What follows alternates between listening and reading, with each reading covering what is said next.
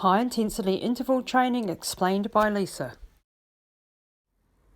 Well, hi everybody, Lisa Tamati from Running Hot Coaching here, and today's topic is HIIT training, high intensity interval training. Now you may have heard this bandied about, it's a pretty popular sort of training method at the moment, but what HIIT training does is really crucial to the body. So if you are trying to lose weight, or if you're trying to really change your body shape, or if you are trying to stave off the likes of diabetes, if you're having trouble with your hormones, then HIIT training is the most efficient training you can do. If you do nothing else but HIIT training, then you'll be well on the way to getting fitter. Now, the proviso with this is though, that with HIIT training, as the word says, high intensity training, you must go and see your doctor first if you are overweight, if you're older, if you've got any health problems before you do HIIT training, because you are going into the high intensity, into the upper echelon of your aerobic capacity, and you want to make sure that your heart's not going to give out or something like that. And you also want to make sure that you're not going to rip anything. So for somebody who's at a beginner level, I recommend starting off HIIT training after you've been to see your doctor on the bicycle, so a stationary bicycle or on a rowing machine, not straight out into a treadmill or doing high intensity Tabata, because you do need a bit of a base. But on a stationary bicycle you'll get the same effect, and it's a good way to start. Now what high intensity training does, interval training,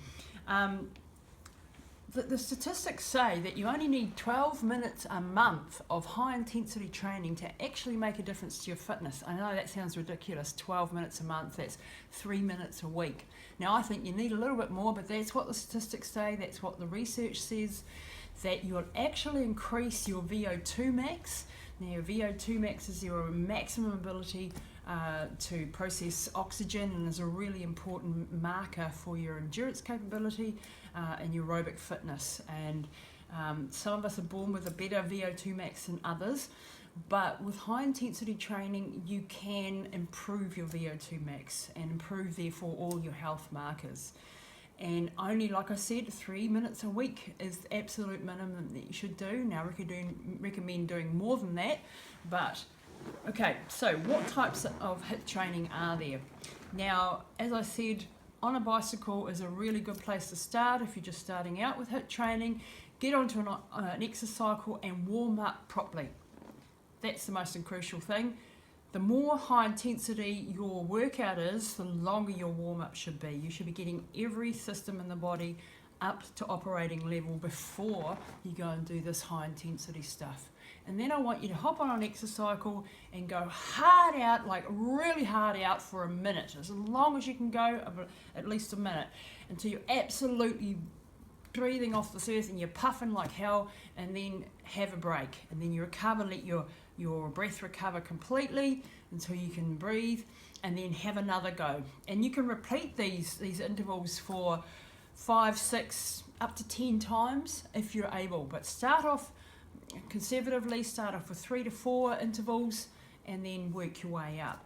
Now if you're a bit more intermediate, you might want to hop onto a rowing machine, and if you're advanced, then by all means hop on a treadmill or do sprints around the track. And the main thing is that you're concentrating on good form, you're well warmed up, and then you're hitting it really hard for 1 minute to 2 minutes at a time, okay?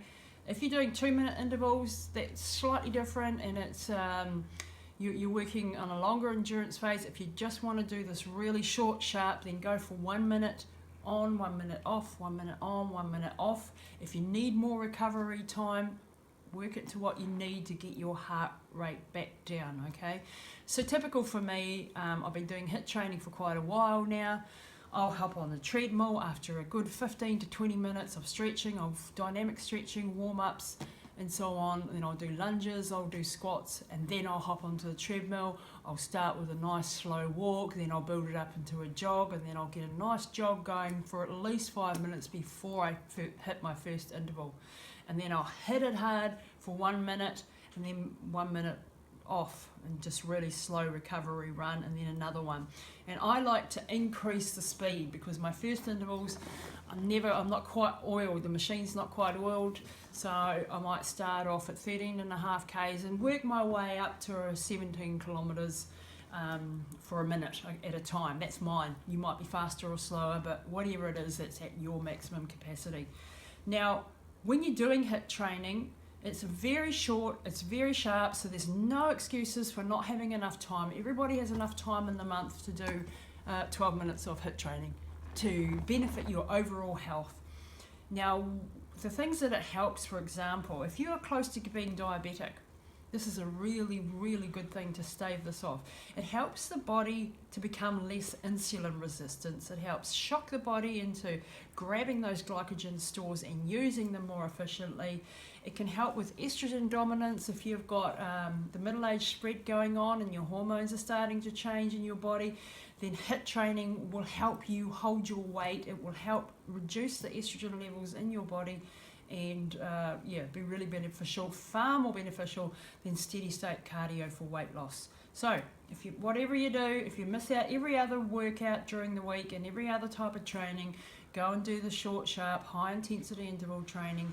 Check it out with the doctor first though, and reap the benefits for your health and for your fitness, and it's just the best and most efficient way to get fit. Thanks for listening.